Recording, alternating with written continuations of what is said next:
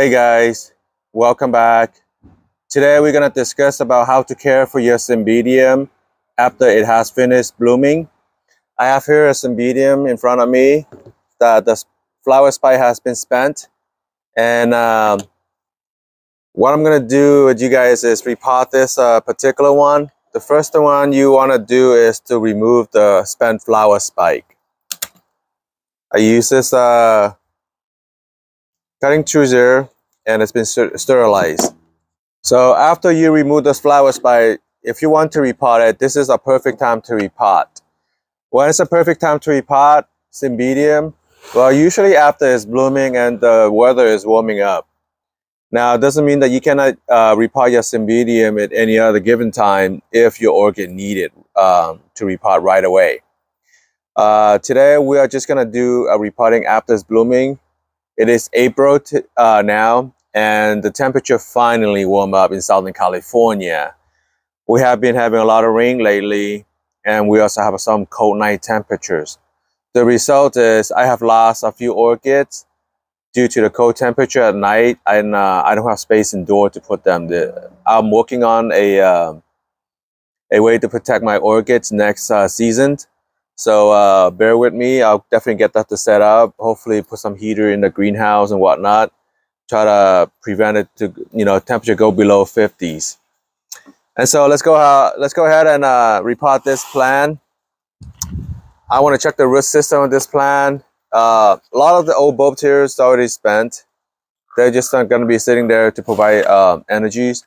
You could repot this and divide this into two plants, but I like to keep it a big clump, so I'm going to keep this and just upsize the pot. I was just going to upsize to this pot right here, which is a little bigger than expected, but it's okay. I'll let it grow for next 2 years. It's enough room to grow next 2 years. I don't want to repot my Cymbidium every year. I prefer to repot it every 2-3 years or so. Let it grow, let it sit there. And if you have the kind of guy that like to repot it every year, you are welcome to pot it to a next size up pot and let it grow for the season. And then after it's done blooming, you can repot it again. But I like to leave it in a bigger pot, so that it at least have some time to grow into the pot. And it's a burden to repot orchids every year. So I prefer to do it every 2-3 years.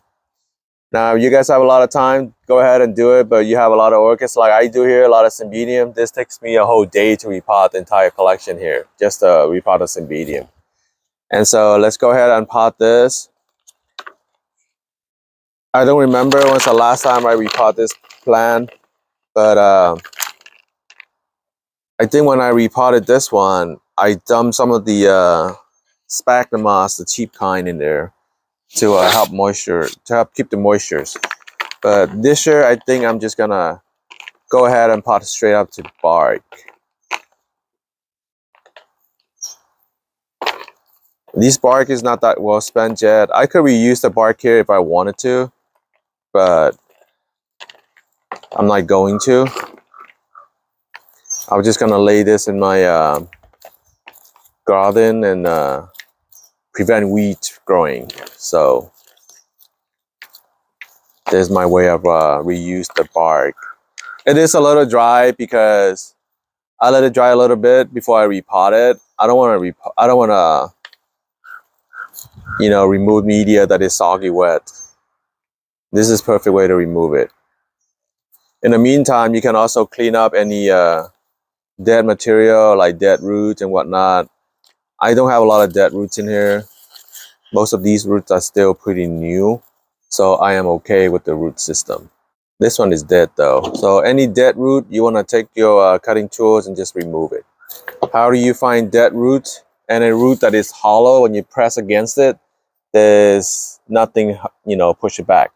And when you remove it, it's just a string coming out, and there is nothing in between. So that's a bad root. A good root system is when you press it, it's firm. Okay, like this one is firm. So those are a good root system. This is a perfect time to remove any dead sheets, like dry sheets that you see around the bulb. You could leave it if you want, but personally though, I do want to remove as much as possible because those tiny pesky bugs, they love to hide in there. I like to remove them. Now, there's a couple of new growth here. I'll take the camera close up for you guys to take a look. Alright guys, so let me take you a closer look at the new growth. There's 2 new growth right here, which will give me 2 suitable next year. And hopefully those 2 new growth is going to send out a new flower spike for me. There's a new growth right here as well. Hopefully you guys can see it. There's a new growth. Okay. You don't want to bury these new growth. Be careful when you repot them to not bury any of these new growth. There's a new growth here as well. Okay. Now the resulting of burying new growth is right here. You can see it. This growth supposed to grow last year. I think I buried them and it dies. Okay. So you don't want to bury any new growth. Leave it exposed to the surface. Okay. When repotting them. Now I'm going to go ahead and repot them into this 3-gallon pot that I have here. And the way I position my plant, I think I'm just going to position it like this. Okay, remember there's 2 new growth in the 2 new growth right here. You want to give room for it to grow on this side. And so there's new growth on this area as well. So you want to give it to new growth to that area. So I think I potted this plant like this. Perfect. This would be a perfect, you know, position for it. Okay. Now I have here some bark. This year I'm just gonna pot all my Cymbidium into just straight bark. You want to mix with other mix that you have, you're welcome to do so. But bark is what I'm gonna use this year. You can mix a little bit of sphagnum moss if you want to retain moistures. You can also add slow release fertilizer if you are one of those people that tend to forget to fertilize your orchids. Adding a slow release fertilizer would help give the fertilizer needs during growth seasons. Now, I fertilize my orchids every time I water with my homemade fertilizers, so I'm not going to add any slow release pellet.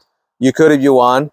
Preferably, somewhere in the middle part, you want to add some slow release fertilizer, and in the top portions, a little bit of slow release fertilizer. Don't put too much because you might cause root burn, okay? So just put a little bit.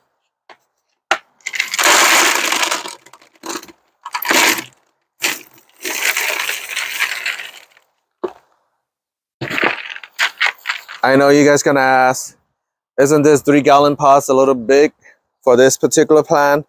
Yes, but I don't want to have to repot this plant the next 2-3 years. And Cymbidium, they grow really quick. 2-3 years gone by really fast, and this will, chances are it's gonna outgrow the pot in 2-3 years. Okay. Each suitable is gonna send out 1 suitable. Right now I have 5 new growth. So think about 5 new growth, send out 5 more suitables. And that's gonna take out the entire pot eventually. So I think this is a perfect positions. Okay. And I'm just gonna dump the media in there.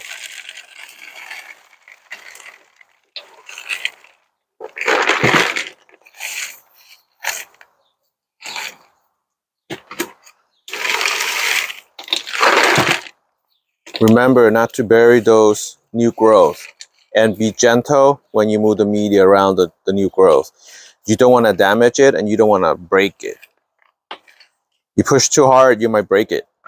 And you break it, it might send out a new growth and it might stun it, okay? So try not to break those when repotting it. You can raise the plant a little bit if you think it's burying those eyes.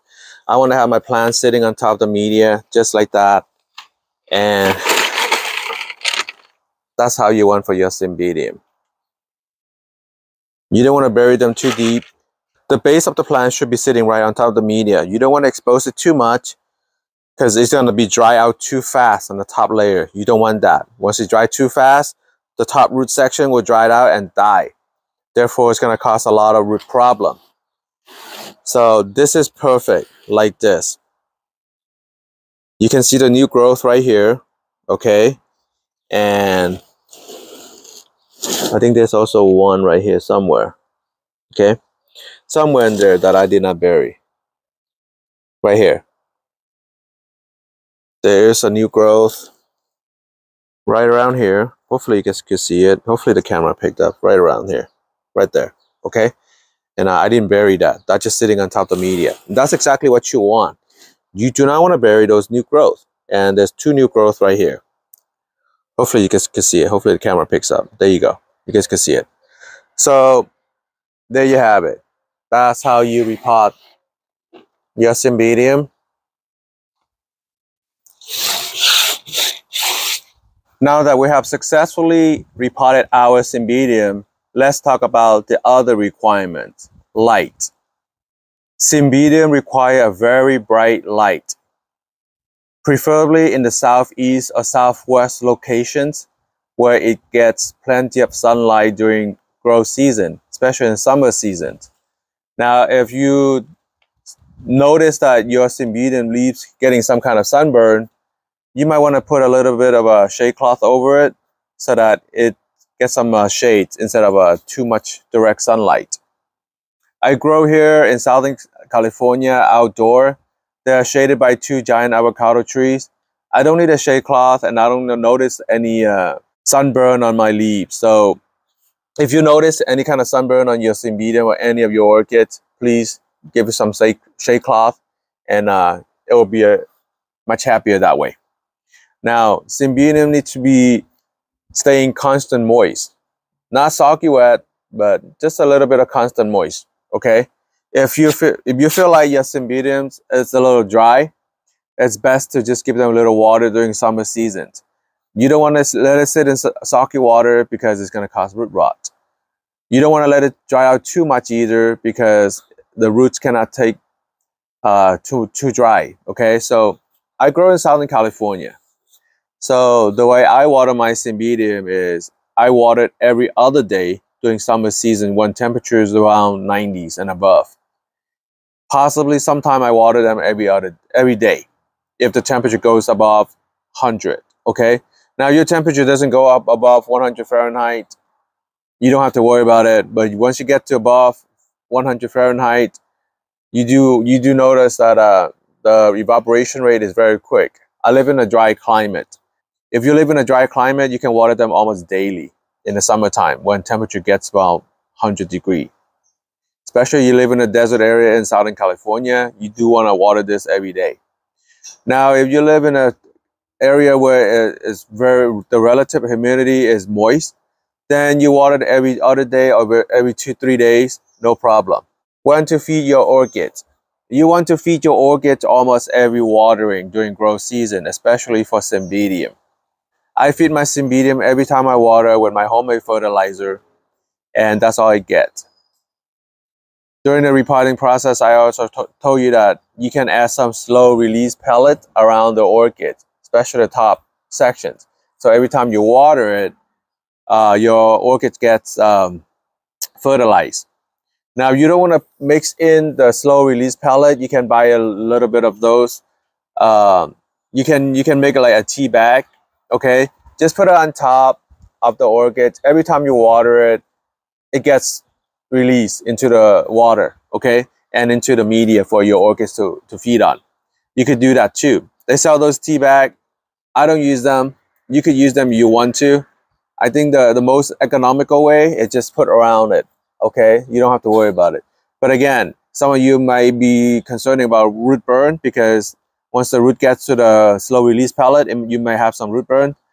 Then you can put tea bag on top. It works just fine. Every time you water it, water through the tea bag will fertilize your orchids for you, okay?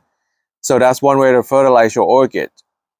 You could also do foliar feed every week for your orchids. That can be beneficial from it too, okay? And this way your leaves can actually get some watering. I grow them outdoor, so when I water them, I spray the leaves with my fertilizer as well, so they get fertilized all the time. And that's why my Cymbidium grows really well here in Southern California. I have not had one died on me yet, okay? Every one of them survive. I've been growing Cymbidium for about 7 years now, and every year they all bloom for me. And this year I got some that have one that has 10 spike and one that has 6, 7 spike. And I'm very happy with that result.